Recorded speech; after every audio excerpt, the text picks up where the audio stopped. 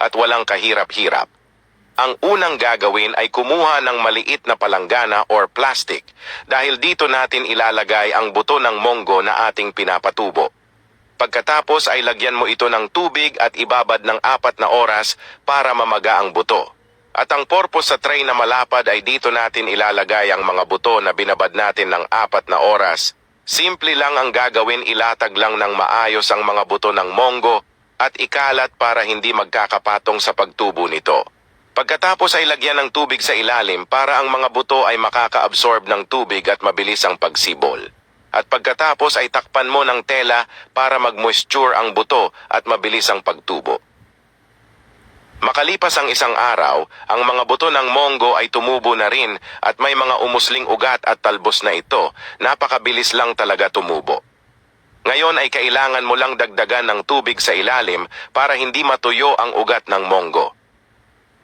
At sa gulang na 3 araw ay ganito na magiging resulta.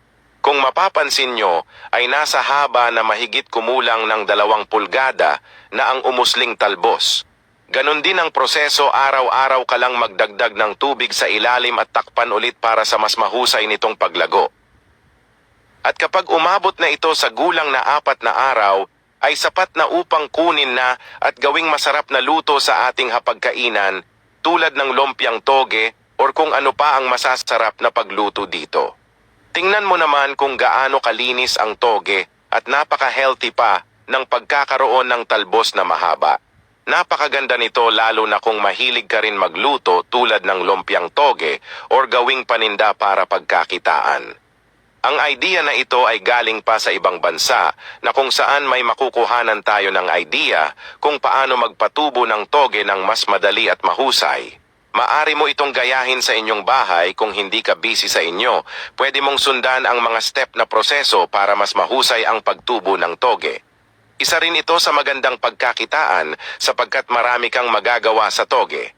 Kung nagustuhan mo rin ang video na ito, huwag kalimutan mag-follow para updated ka sa mga susunod na video na aking i-upload.